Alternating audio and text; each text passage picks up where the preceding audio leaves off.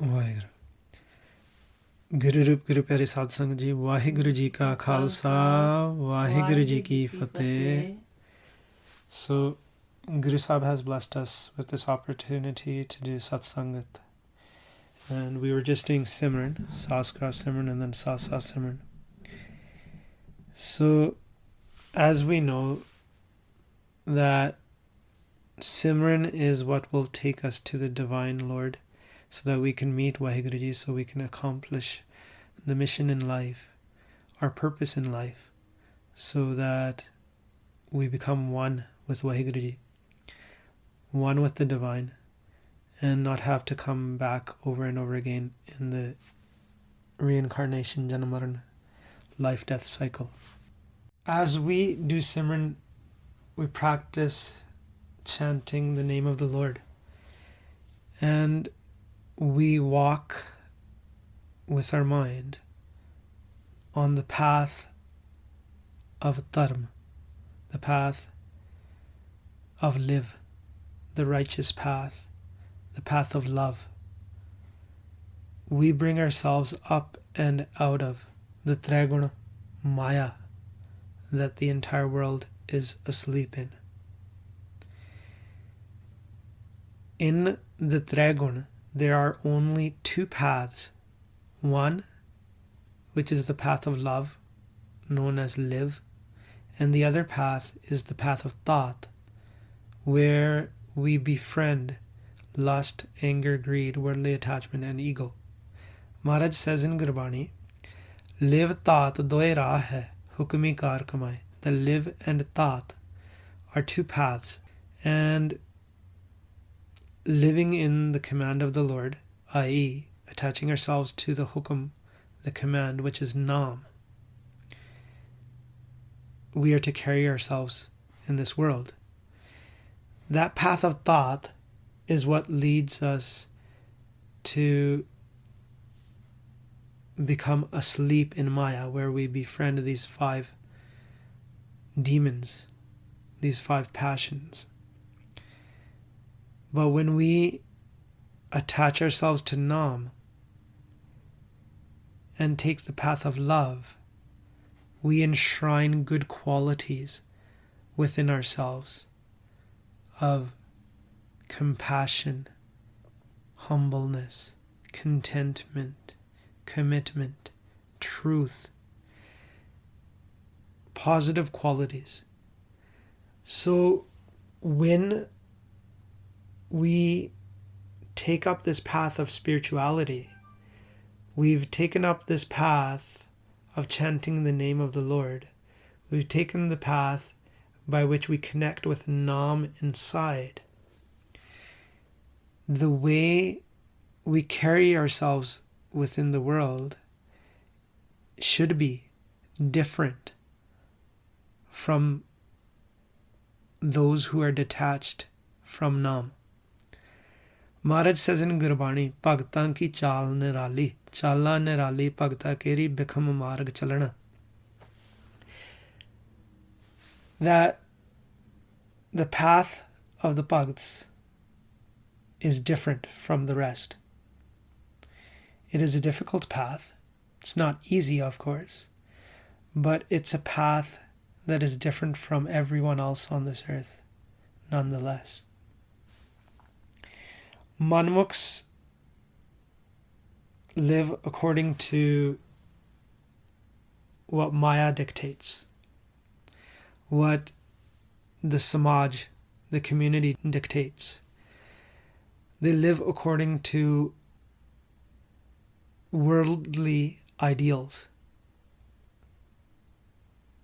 Gurmukhs, on the other hand, live according to their Guru's teachings.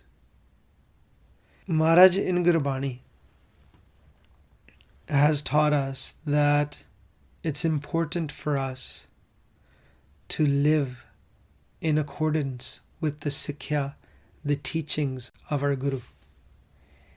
That is our rahat, the way we carry ourselves within this world.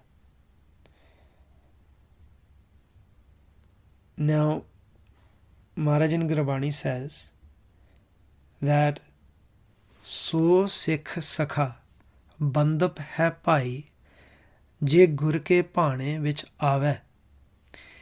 He alone is a Sikh, a true friend, a relative and sibling, the one that walks the path of the Guru's will.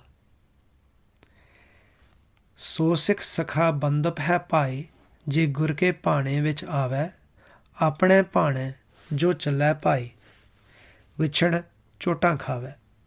The one that walks in accordance to his own will, i.e., follows his or her own mind, they separate from the Lord, and then that mind gets punished.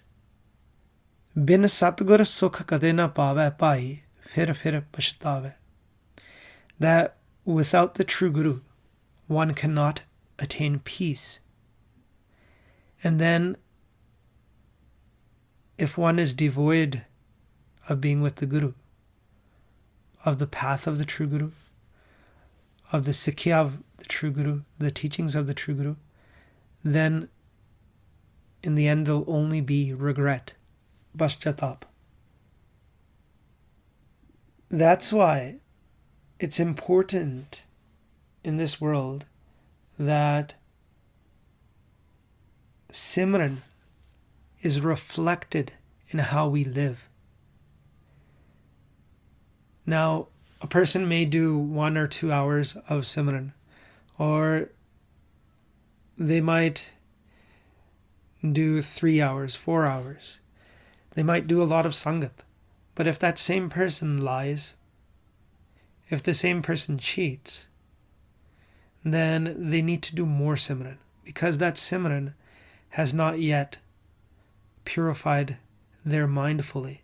They still have a lot of mal, filth upon their mind. Simran cleanses the mind. As we venture out into this world, we carry ourselves within this world. How we carry ourselves is going to be seen by everyone, obviously, and is going to be seen by Vaheguruji himself, because Vaheguruji is everywhere. Vaheguruji sees us inside as well, where the world can only see our outside acts, how we act on the outside. Vaheguruji sees our thoughts as well. Vaheguruji sees our emotions. Vaheguruji sees everything about us and knows how we are. That's why Maharaj says, kat kat ke antar ki janat, bhale bure ki peer pashanat. That Vaheguruji knows everyone from inside as well. That they know the line between good and evil. They know who has a mind that is truly pure and who does not. When we are doing Simran, that Simran, as we cleanse our mind with Naam, that our mind has become filthy through negative acts, through sin, through walking on the path of Tat. And with the love of Naam, our mind gets cleansed of all that filth that has come upon our mind. So Simran has to be reflected within how we carry ourselves in the world, which is known as Acharan, our values and virtues that we have enshrined within ourselves, like compassion, contentment, etc. And the type of values we have, honestly working within the world, honesty in carrying ourselves within the world. That's all our rahat. When we go to the Panj Pyare to get Amrit and officially become Guru Sahib's Sikhs, that's where we become Sri Guru Granth Sahib Ji Sikhs, through the Panj Pyare when we take Amrit, Khande Batti di Pahal. There the Panj Pyare teach us rahat. One is rehat, as to physical rehat, how we are to keep our body, how we are to carry ourselves physically within the world. And then they also teach us how to keep our mind, which is free of slander and gossip, and free of the 5 demons. That's rehat of the mind as well. Then they teach us what our bounds are. What is the karats? What is the acts that would break us from our guru? The acts that if we do certain types of sins in this world, we have officially gone vemukh from our guru, like adultery, cutting of the hair, taking intoxicants, alcohol, eating meat. These are bajr karahats. That's why the Panj Pyare always make sure that the one that's come to take Amrit is ready to take Amrit, is ready to be committed to Guru Sahib, and is ready to hand over their physical body, their mind, and swasanda tan over to Guru Sahib and live in accordance with Guru Sahib's rehat. And until we reach that point where our mind, it's going to be committed to Guru Sahib, it's going to take Amrit, we are to do Sangat. We are to practice getting up to that point where we can take that Amrit. So rehat has to do with knowing our bounds as well. In Gurbani, Maharaj says that everyone talks about spiritual wisdom, spiritual knowledge. But very few actually practice it. Maharaj says, Gyan Gyan Katha Sab Koi. Kath Kath Baad Kare Dukh Hoi. That everyone talks about spiritual wisdom, spiritual knowledge. And everyone talks, but then they argue with each other. And then they suffer. Kath Kath Baad Kare Dukh Hoi. Kath Kehne Te Rahe Na Koi. No one can stop talking and discussing it. Bin ras rate mukt na hoye. But until you actually get that true nectar inside, the mind cannot be liberated. Maharaj says, Gyan Dhyan Sab Gur Te Hoi. That spiritual wisdom and dhyan, focus, comes from the Guru. Sachi Rehat Sacha Man Soi. Through the true lifestyle, how we carry ourselves in the world, our rehat. Sach Paramatma, the true Lord, comes to dwell within the mind. So rehat is important, how we carry ourselves in the world. Manmukh katni hai par rehat na hoy. The self-willed manmukh talks about it, but doesn't practice it. Namo pule thao na koi. Forgetting the name of the Lord, forgetting Nam, the hukum, the mind finds no rest, that mind of a manmukh. In Gurbani, Maharaj tells us in Japji Sahib, Ven gun kite bhagat na hoye. Without practicing virtue, without having good qualities enshrined within us, we can't actually do devotional worship. That's why it's important for us to keep practicing being humble, compassionate, having good virtues within ourselves if we are doing devotional worship. That way, that devotional worship will bear fruit. Maharaj says in Gurbani, Biswambar jiyan ko data bhagat pare pandar. That the Lord is the giver of all beings and sustains everyone. His devotional worship is an overflowing treasure, जाकी सेवा निफल ना होवत खिन में करे उदार. Serving the Lord is never wasted, is never fruitless. In a very small instant, he can liberate one. He emancipates one. He makes someone mukt, makes them immortal, amar. Now, in Gurbani, Maharaj has taught us that having good qualities within us, on top of that, doing bhakti, doing devotional worship, will bring our mind out of the trigun. So as we go upon this path and we are doing Simran, our mind starts to change.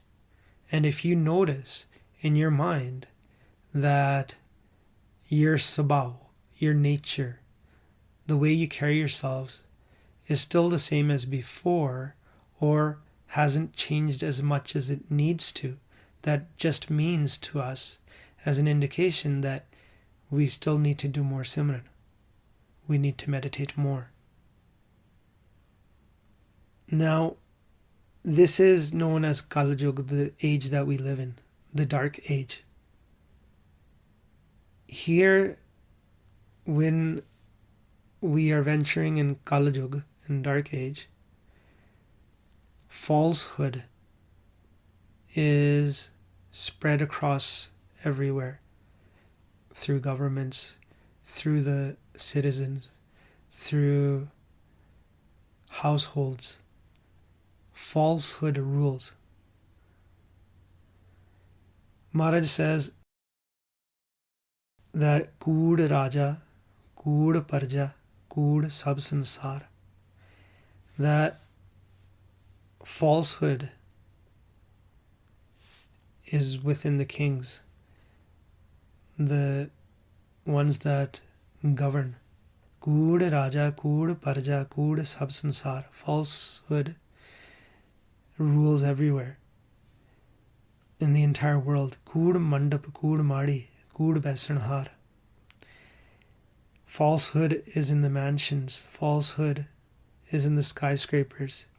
And those who live in them have become false as well.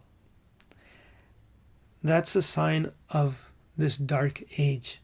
Falsehood has become prominent everywhere. When falsehood becomes prominent, there's a decrease in dharma, a decrease in shame.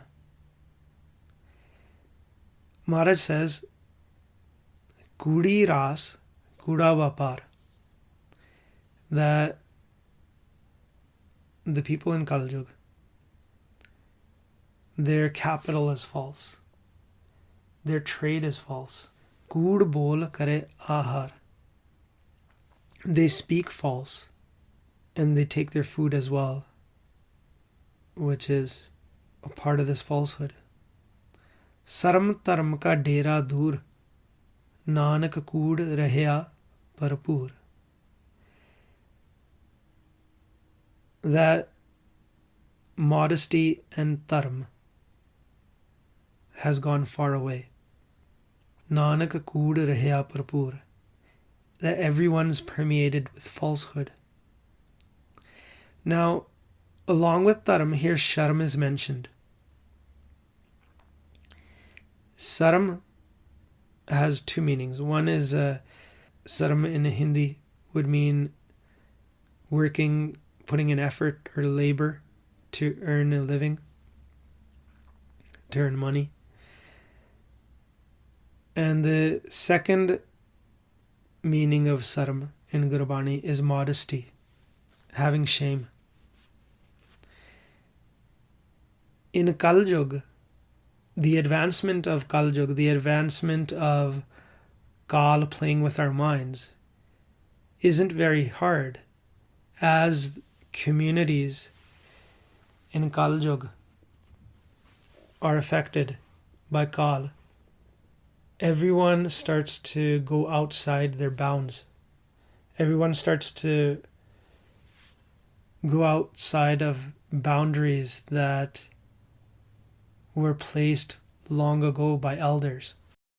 So in Kalyug, what would happen is that people get desensitized to certain things, where that desensitization leads to people breaking old maryadas, old rules that people used to have before. And as Kalyug goes on, the Dark Age, things that weren't considered normal before get considered normal in that present time. And as generations go on, the more lines one generation crosses, the next generation is bound to cross even further if they do not watch themselves.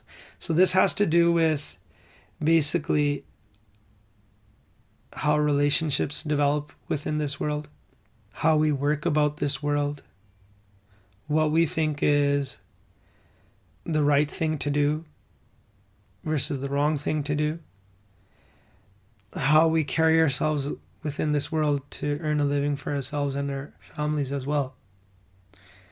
For instance, if we follow Gurmat, Guru Sahib says that intoxications, drugs, alcohol is wrong, is bad for us. But when we carry ourselves within this world, we don't consume that because we know that Guru Sahib says that, but yet we sell that commodity to others. Then we really haven't practiced what Guru Sahib teaches. If we don't pay attention to what the teachings of our elders are, and we basically cross our limits in life and relationships, then that leads to corruption in this world as well. Whatever we do, the next generations see as well, and then they think that this is normal behavior. So and so did this in the past, so why can't I do that? So here in Gurbani, Maharaj mentions shame, having modesty. In Kalyug, what happens is that being modest, having shame, starts to go away. Saram and Taram are both connected.